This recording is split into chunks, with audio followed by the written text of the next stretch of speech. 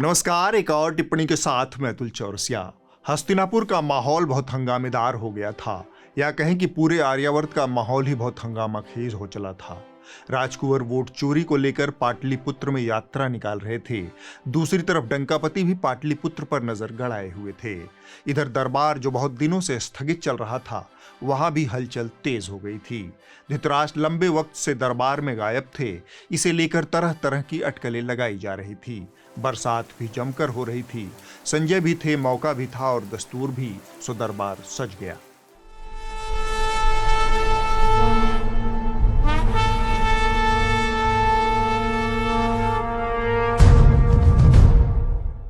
सवेरे से मूसलाधार बारिश हो रही थी। दरबार में एक प्रसिद्ध गायिका का कजरी गायन आयोजित हो रखा था। होली पर फगुआ और सावन में कजरी का कार्यक्रम दरबार में जरूर आयोजित होता था।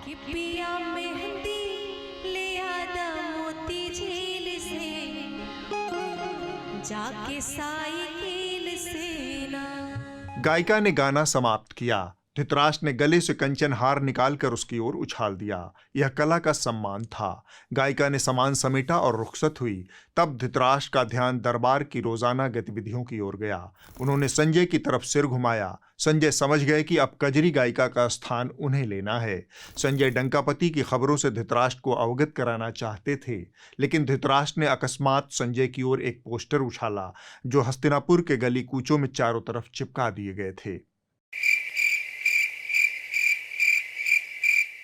उप महामहिम की गुमशुदगी की वजह क्या है संजय? धृतराष्ट्र ने बेहद ज्वलंत सवाल संजय की ओर उछाला।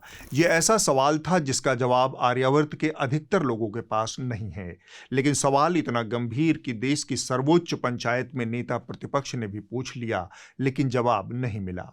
Where is the old vice president gone?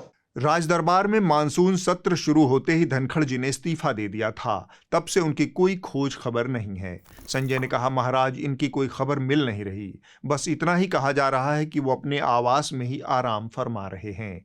Dhritarashtra को थोड़ी चिंता हुई। उन्होंने पूछा, आर्यावर्त की जमहूरियत की हालत ठीक तो है? संजय ने कहा, वो तो एकदम टनाटन है महाराज। बस उपराष्ट्रपति जी नदारद हैं। जिससे पूछो एक अलग कहानी बता रहा है। कोई कहता है कि धनखड़ जी नजरबंद हैं, कोई कहता है तबीयत ठीक नहीं। धृतराष्ट्र ने ठंडी आह भरते हुए कहा, यह तो बहुत बुरी खबर है। यह कहते कहते उनका एंटीना अचानक से डंकापति को तलाशने लगा। उन्होंने बिना देर किए संजय से डंकापति की तफ्तीश की। डंकापति का नाम सुनते ही संजय की आंखों में चमक आ गई। उन्होंने चहकते हुए कहा, डंकापति फिर से पुरानी रंगत में लौट आए हैं। जोश थोड़ा कम है, लेकिन तड़क भड़क पुरानी वाली है। फिर से वही हाथ हिलाना, फिर से वही झंडी लहराना।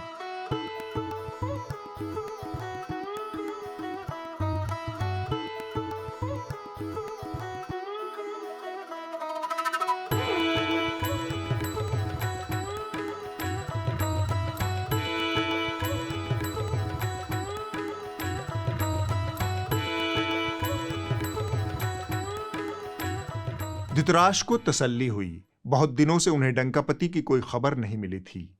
उन्हें डंकापति के बारे में कुछ और जानने की बेचैनी हो रही थी। उन्होंने संजय से कहा, यह तो ठीक है, पर थोड़ा तसल्ली और विस्तार से बताओ। तब संजय ने पिटारा खोल दिया। महाराज, डंकापति को भ्रष्टाचार की हुड़क मच गई है। अब उन्होंने राज्यसभा में एक नया कानून पेश किया है। मंत्री, मुख्यमंत्री, प्रधानमंत्री आदि कोई भी अगर जेल जाता है और उसमें 5 साल से ज्यादा सजा का प्रावधान है, तो उसे 30 दिन के भीतर पद छोड़ना होगा, वरना 31वें दिन वह खुद ही पैदल हो जाएगा। इस बिल के जरिए संविधान के अनुच्छेद 75 में संशोधन करने की मंशा है, जिसमें प्रधानमंत्री के साथ मंत्रियों की नियुक्ति और जिम्मेदारियों की बातें हैं। इस बिल में प्रावधान है कि प्रधानमंत्री, मुख्यमंत्री सहित केंद्र, राज्य और केंद्र शासित प्रदेशों के मंत्री अगर लगातार 30 दिनों के लिए हिरासत में या गिरफ्तार किए जाते हैं, तो उन्हें 31वें दिन पद से हटा दिया जाएगा। धृतराष्ट्र ने कहा, वाह, इसमें क्या दिक्कत है? संजय ने कहा, दिक्कत नहीं महाराज, यह तबाही का नुस्खा है। विपक्षी दलों की कनपटी पर बंदूक रखकर काम करवाने जैसा मामला है। पुलिस वाले को मुंसिफ, मुद्दई और गवाह बनाकर सरकार कैसे चलेगी? ईडी और सीबीआई वालों का रवैया तो आपके सामने है। प्रवर्तन निदेशालय धूर्त की तरह काम नहीं कर सकता। उसे कानून के दायरे में रहकर काम करना होगा। ये बात सुप्रीम कोर्ट ने कही है। सुप्रीम कोर्ट ने यह भी कहा कि पीएमएलए के मामलों में दोष सिद्धि की दर 10% से भी कम है। मजे की बात यह है कि डंकापति ने खुद अपना पद भी इस कानून में जोड़ दिया है। यह सुनकर कुछ लोग संसद भवन के सामने घंटों हंसते रहे। उन्हें यकीन नहीं हुआ कि देश का वजीर आजम इस तरह से एक दिन पूरे देश के सामूहिक विवेक, बोले तो कलेक्टिव विजडम का मजाक उड़ाएगा। एनडीए सरकार भ्रष्टाचार के खिलाफ एक ऐसा कानून लाई है जिसके दायरे में देश का प्रधानमंत्री भी है। अगर पीएम भी 30 दिन जेल में रहे और उन्हें जमानत न मिले तो अगले दिन उनकी कुर्सी भी चली जाएगी। संजय ने अपनी बात जारी रखी। अव्वल तो प्रधानमंत्री के पद पर रहते हुए भ्रष्टाचार के आरोप लगे, उस पर भी उनकी गिरफ्तारी हो, उसके बाद भी उनके ऊपर ऐसी धाराएं लगाई जाएं जिसमें 5 साल से ज्यादा सजा का प्रावधान हो। क्या दूर की कौड़ी ढूंढ कर लाए हैं डंकापति।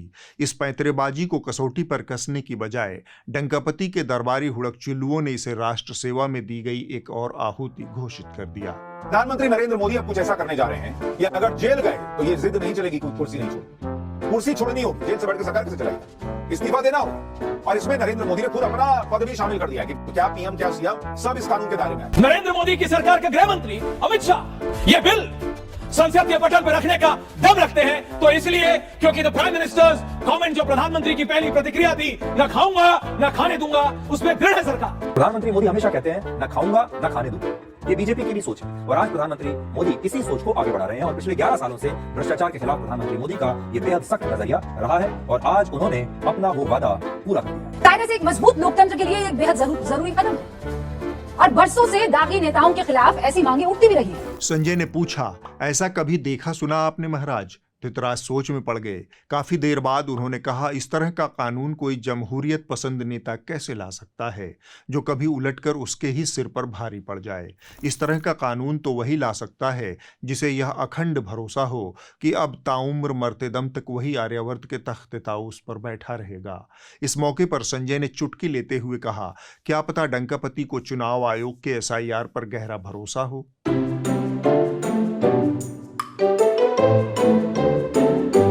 यह सुनकर धृतराष्ट्र पहली बार खुलकर हंस दिए। ऐसा मौका दरबार में बहुत दुर्लभ आता है जब धृतराष्ट्र हंसते हों, लिहाजा जब वो हंसते हैं तब बाकी दरबारियों को भी साथ में हंसना अनिवार्य होता है। हंसी के सिलसिले को ब्रेक देते हुए धृतराष्ट्र ने संजय से कहा, कुछ और सुनाओ। तब संजय ने कहा, डंकापति का टेप रिकॉर्डर अटक गया है। वो काफी वक्त से घुसपैठ में अटके हुए हैं। लोकसभा चुनावों से लेकर विधानसभा तक एक ही मोड में खुद को रिपीट किए जा रहे हैं। क्या पाटलिपुत्र और क्या बंग प्रदेश। क्या ये घुसपैठिए आपका रोजगार छीन ले आपको मंजूर है? ये घुसपैठिए आपकी जमीन पे कब्जा कर ले आपको मंजूर है? ये घुसपैठिए आपका हक छीन ले आपको मंजूर है? जो हमारी बहनों बेटियों के साथ अत्याचार कर रहे हैं, ऐसे घुसपैठियों को हम भारत में नहीं रहने देंगे। करीब 1.5 साल पहले लोकसभा चुनाव के दौरान डंकापति के घुसपैठ प्रेम की कहानियां धृतराष्ट्र को थोड़ा बहुत याद थी। क्या आपकी मेहनत की कमाई का पैसा घुसपैठियों को दिया जाएगा? आपको मंजूर है ये? धृतराष्ट्र ने दिमाग पर जोर डालते हुए कहा, बंगाल का तो फिर भी समझ आता है कि घुसपैठ हुई तो कोई और पार्टी जिम्मेदार है। हालांकि सीमा की सुरक्षा तो फिर भी सेना और केंद्रीय एजेंसियों के हाथ में ही होती है। लेकिन ये बिहार में घुसपैठ का राग डंकापति क्यों अलाप रहे हैं? दिमाग फिर गया है क्या? वहां तो 20 साल से उन्हीं की पार्टी सरकार में है। अगर बिहार में घुसपैठ और डेमोग्राफी की समस्या है तो यह डंकापति की पार्टी की नाक के नीचे हुई है। इस लिहाज से डंकापति को अपनी और अपनी पार्टी की नाकामी स्वीकार करना चाहिए। इसकी बजाय वो लोगों को डराकर एक बार और वोट मांगने का नारा लगा रहे हैं। एक बार वोट दे दीजिए, ये घुसपैठिए भाग जाने लग जाएंगे। धृतराष्ट्र बोले जा रहे थे, जो काम 20 साल में नहीं कर पाए वो एक बार और वोट लेकर कर देंगे डंकापति। यह तो डराकर वोट हासिल करने का हथकंडा लगता है। यह कहते कहते धृतराष्ट्र थोड़ा तैश में आ गए। वो द्विपक्षीय संबंधों के मद्देनजर अपनी राय कम ही देते हैं, लेकिन आज वो खुद को रोक नहीं पाए। बातचीत का सिलसिला जारी था कि अचानक से एक खबरची दरबार में चिल्लाता हुआ घुसा, हमला हो गया, हमला हो गया, त्राहिमाम त्राहिमाम, रक्षामि रक्षामि। धृतराष्ट्र को लगा कि किसी ने हस्तिनापुर के ऊपर हमला कर दिया। वो हड़बड़ाकर सिंहासन से उठ गए और दाएं बाएं सिर हिलाने लगे। बाकी दरबारियों में भी अफरा तफरी मच गई। तब संजय ने संतरी को थामते हुए पूछा, किसने किसके ऊपर हमला कर दिया? संतरी ने उखड़ती सांसों पर काबू पाते हुए कहा, हमलावर की पहचान अभी नहीं हो सकी है महाराज, लेकिन हमला दिल्ली के सूबेदार रेखा गुप्ता के ऊपर हुआ है। दिल्ली की मुख्यमंत्री रेखा गुप्ता पर बड़ा हमला किया गया है। जब वो अपने आवास पर जनसुनवाई कर रही थी, उस दौरान एक शख्स उनके पास आया और उसने जबरदस्त तरीके से हमला कर दिया। पूरी स्थिति स्पष्ट होते ही दरबारियों में छाई बेचैनी खत्म हो गई और धृतराष्ट्र ने संतरी का कॉलर पकड़ लिया। अबे साले। जवाब में संतरी ने धृतराष्ट्र से कहा, माफ करना, गुस्से में इधर उधर निकल जाता हूँ। संतरी की मूर्खता पर धृतराष्ट्र का मूड और खराब हो गया। उनका मन दरबार से पूरी तरह उचट गया। अब दरबार में रहने का कोई मतलब नहीं था, इसलिए वो सभा बर्खास्त करने का इशारा कर अंतःपुर की ओर बढ़ गए। धृतराष्ट्र संजय संवाद में इस हफ्ते बस इतना ही। दिल्ली की मुख्यमंत्री रेखा गुप्ता के ऊपर किसी मतवाले ने हमला कर दिया। यह बेहद निराशाजनक और कायराना कृत्य है। इस तरह की घटनाओं से गंभीरता से निपटने की जरूरत है, लेकिन इस घटना ने दरबारी मीडिया के हुड़क-चुल्लुओं की कलई इतने रंगदार तरीके से खोल दी कि कुछ कहने सुनने को शेष नहीं बचा। मसलन रेखा गुप्ता पर हमला कातिलाना हमला था और अरविंद केजरीवाल के ऊपर थप्पड़ों की बारिश हो रही थी। दिल्ली की मुख्यमंत्री रेखा गुप्ता पर कातिलाना हमला हो गया। सोचिए आप, कातिलाना हमला। ये अरविंद केजरीवाल पर जब थप्पड़ बरसाए गए थे, वो तस्वीर मैं आपको दिखा रहा हूं। यह नीचता दरबारी मीडिया का गहना है जो वो थोड़े थोड़े समय पर पहनकर दिखाता रहता है। खैर, आपको याद होगा कुछ समय पहले इंडियन एक्सप्रेस के एक कार्यक्रम में रेखा गुप्ता ने stand up comedian Kunal Kamra के बारे में टिप्पणी की थी कि वो दिल्ली में अपना शो अपने रिस्क पर कर सकते हैं।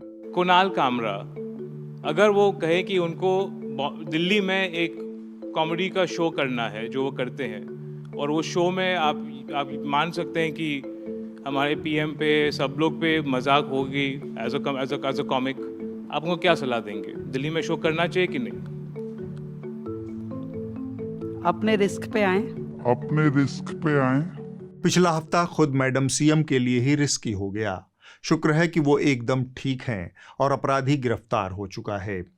अपराधी गुजरात से आया था और मुख्यमंत्री की जनसुनवाई में शामिल होकर उनके ऊपर हमला किया। उसका नाम राजेश सकारिया है। आज दिल्ली की सीएम अपने आवास पर जनसुनवाई कर रही थी, जनता की समस्या सुनकर उसका समाधान कर रही थी, लेकिन इसी दौरान एक युवक ने सोची समझी साजिश के तहत मुख्यमंत्री रेखा गुप्ता पर हमला कर दिया। सीएम की तगड़ी सिक्योरिटी होती है, आस-पास दसियों पुलिस वाले रहते हैं, इसके बावजूद मुख्यमंत्री पर हमला होना ये बहुत शॉकिंग है। क्या कोई बड़ी साजिश हुई दिल्ली के मुख्यमंत्री के साथ? सूत्रों के मुताबिक आरोपी ने यह बताया है कि भैरव स्वरूप में आए कुत्ते ने उसे दिल्ली जाकर अपनी बात रखने का आदेश दिया था। आरोपी राजेश ने हमले के लिए चाकू नई दिल्ली रेलवे स्टेशन के बाहर से लिया था। यह घटना बताती है कि चैनल सिर्फ नफरत और झूठ की दुकान नहीं है, बल्कि टीआरपी के लिए खबरों को सेंसेशनल बनाने का अड्डा भी है। इस हफ्ते इसका एक और उदाहरण पेश किया एबीपी न्यूज पर चित्रा त्रिपाठी ने। जनहित नामक शो पर उन्होंने एआई वाली वीडियो और इमेज के जरिए रेखा गुप्ता पर हुए हमले को विस्तार से समझाया। आज सुबह का वक्त था। सुबह के 8 बजे थे। मुख्यमंत्री के सरकारी निवास स्थान पर आरोपी शिकायत देने के लिए पब्लिक वाली लाइन में लगा हुआ था, अपनी बारी के इंतजार में खड़ा हुआ था। अपने आगे के फरियादी को पीछे कर वो मुख्यमंत्री तक जा पहुंचा था। कागज देने के बहाने सीएम को उसने धक्का दिया, जिससे वो गिर गई।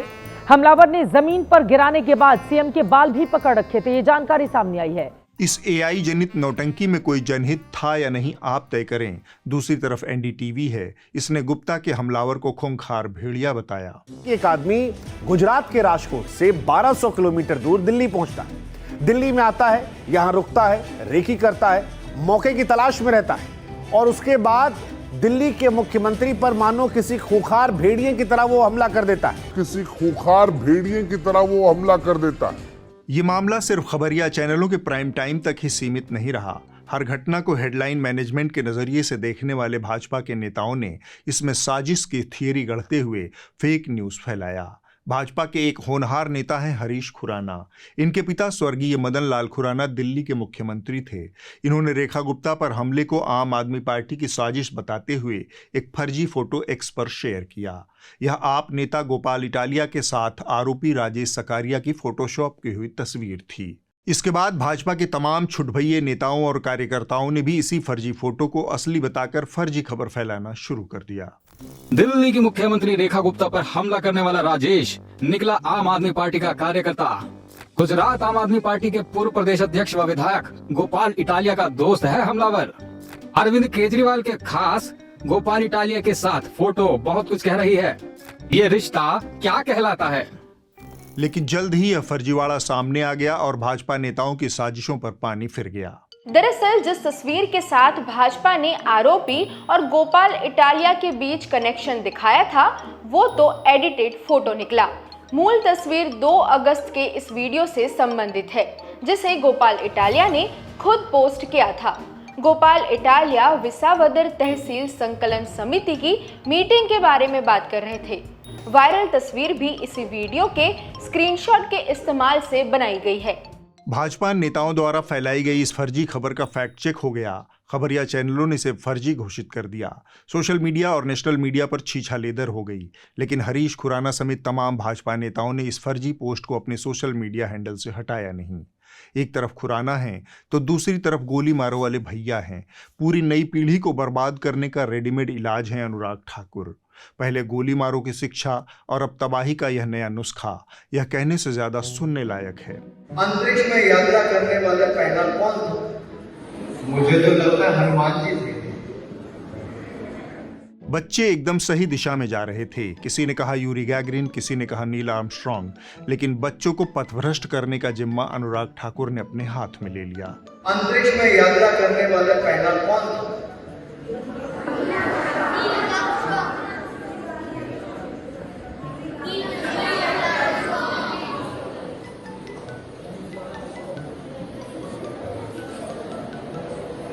मुझे तो लगता है हनुमान जी थे। अपने खुद के बच्चों को विदेश में भेजकर आपके बच्चों को ये वाला विज्ञान पढ़ा रहे हैं अनुराग ठाकुर। धरती सूर्य का चक्कर कैसे लगा सकती है? धरती तो शेषनाग के सर पर विराजमान है। अनुराग बाबू से एक ही सवाल है, परीक्षा में अगर अंतरिक्ष यात्री वाला सवाल आ गया और उसका जवाब हनुमान वाला लिख दिया गया तो क्या नंबर पूरा मिलेगा? सोचिए उस देश का भविष्य कितना अंधकारमय है जिसके नेता इस तरह का पाखंड और झूठ बच्चों को सिखा रहे हैं। ये कह रहे हैं कि हनुमान जी पहले अंतरिक्ष यात्री थे।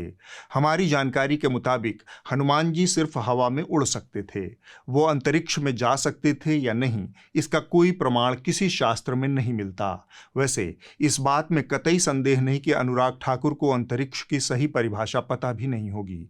हनुमान जी वाले बयान के बाद तो चट्टान की तरह खड़ा था, खड़ा है और खड़ा रहेगा। यानी यह बात अब चट्टान की तरह साबित हो चुकी है कि अनुराग ठाकुर को अंतरिक्ष का अ भी नहीं पता है। अंतरिक्ष वहां से शुरू होता है जहां से पृथ्वी का वायुमंडल समाप्त हो जाता है। उस निर्वात पदार्थहीन ब्रह्मांड को अंतरिक्ष कहते हैं। अनुराग ठाकुर के माने तो हर वो व्यक्ति जो आज जहाज में बैठकर हनुमान जी की तरह हवाई यात्रा कर रहा है, वो सब के सब अंतरिक्ष यात्री हैं। ये बेचारे बेमतलब की फुटेज खा रहे हैं। मैं हर एक बच्चे को जो ये देख रहा है, हर एक युवा को जो ये देख रहा है, एक मैसेज देना चाहता हूँ, और वो ये है, अगर आप कोशिश करते हैं और आप अपना भविष्य बनाते हैं अच्छे से, तो आपका भविष्य अच्छा बनेगा और हमारे देश का भविष्य अच्छा बनेगा। और केवल एक बात अपने मन में रखिए, that sky is never the limit, ना आपके लिए, ना मेरे लिए और ना भारत के लिए। और ये बात हमेशा अगर आपने मन में रखी तो आप आगे बढ़ेंगे, आप अपना भविष्य उजागर करेंगे और आप हमारे देश का भविष्य उजागर करेंगे। इस देश में विज्ञान अब बकलोली की भेंट चढ़ चुका है और कॉमन सेंस सोलर सिस्टम के पार जा चुका है। हमारे मौजूदा विक्रम साराभाई यही हैं। भाई दुनिया को कंप्यूटर चला रहा, और कंप्यूटर को कौन चला रहा है? इनका मेरे राम चला रहे हैं। आप किसी भी अंग्रेज से राम बुलवाओ, रैम बोलेगा। कंप्यूटर में क्या लगता है? रैम लगता है। ठीक है, आज पूरी दुनिया कहाँ से चल रही? इनका दाता चला रहे हैं पूरी धरती को। तो मैं वही तो राम तो वही तो बोल रहा हूँ। नहीं, दाता। अच्छा, दाता। तो इनका दाता लिखो, DATA। अब इनसे अंग्रेजों से बुलवाओ डेटा। विज्ञान और अंतरिक्ष की दुनिया से निकलकर अब हम धांसू डिप्लोमेसी की बात करेंगे, जिसकी तारीफ में हुड़कचुल्लू एंकराएं साष्टांग दंडवत हो गए। इस वक्त प्रधानमंत्री नरेंद्र मोदी ऐसी जबरदस्त कूटनीति कर रहे हैं कि डिप्लोमेसी के बड़े बड़े एक्सपर्ट्स भी हैं कि बॉस ये सब हो क्या रहा, कैसे हो रहा। जो चीन हमारा दुश्मन था वो आज नरेंद्र मोदी के सामने बिछा पड़ा। भारत को दोस्त बनाने के लिए आज की डेट में चीन कुछ भी करने को तैयार दिख रहा। मैग्नेट के 2 साइड होते हैं, 2 पोल होते हैं, नॉर्थ पोल साउथ पोल। एक तरफ कर दो तो दोनों चिपकते हैं, उल्टा कर दो तो भागते हैं। इंडिया और चाइना उन 2 चुंबक की तरह है, अगर साथ आ गए तो ऐसा चिपकेंगे कि हटाए नहीं हटेगा। चीन के राष्ट्रपति शी जिनपिंग ने अपने विदेश मंत्री को दिल्ली भेजा है, खास तौर पर प्रधानमंत्री मोदी को इस बैठक के लिए आमंत्रित करने के लिए। प्रधानमंत्री मोदी ने इस निमंत्रण को स्वीकार कर लिया है और ये एक बहुत बड़ा पॉलिसी शिफ्ट है कि भारत और चीन के जो संबंध हैं अब वो रीसेट हो रहे हैं। डोनाल्ड ट्रंप की दोस्ती में धोखा खाने के बाद मोदी जी फिर से चीन की ओर मुखातिब हैं। वही चीन जिसे कभी वो लाल आंखें दिखाने की बात करते थे और उस बात को गांठ बांधकर उनके दरबारी एंकरें पूरे प्राइम टाइम को हल्दी घाटी का मैदान बना देते थे। China is a weak country. The Chinese bluff was called by America when Nancy Pelosi went to Taiwan and flew back, and the weak Xi Jinping, the very weak Xi, could do nothing. पूरी दुनिया में चीन की दादागिरी का सामना करने वाले देशों को संदेश गया कि कोई एक देश ऐसा भी है जो चीन की दादागिरी से लड़ सकता है। जब जब भारत ने चीन की तरफ दोस्ती का हाथ बढ़ाया, तब तब चीन ने हमेशा धोखा ही दिया है। लेकिन अरे वो साल दूसरा था, ये साल दूसरा है, वो साल दूसरा था, ये साल दूसरा है। अब मोदी जी चीन जा रहे हैं पूरे 7 साल के बाद SCO यानी शंघाई कोऑपरेशन ऑर्गेनाइजेशन की समिट में शामिल होने के लिए, और इसके साथ ही 50% का टैरिफ ठोंककर भारत को दबाने की कोशिश कर रहे ट्रंप को यह संदेश देंगे कि कुत्ता बिल्ली पाल लो पर मुगालता मत पालो। विदेश मंत्री वांग ई से मिलकर खुशी हुई।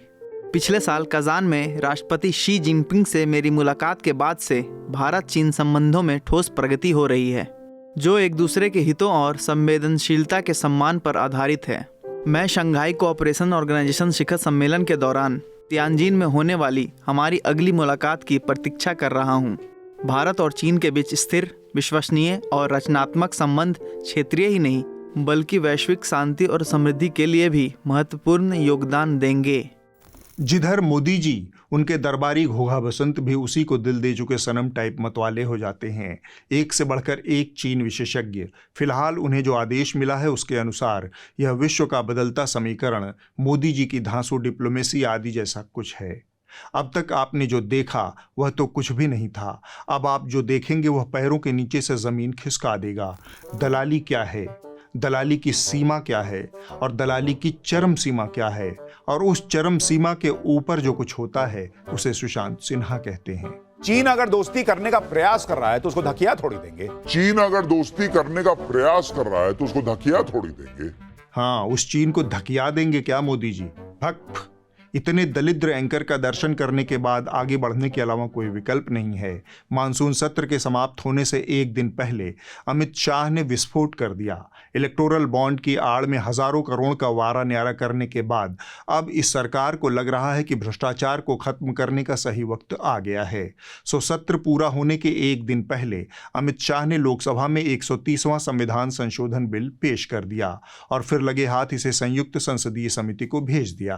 भारत के संविधान का संशोधन करने वाले विधेयक को पुनर्स्थापित करने की अनुमति दी जाए।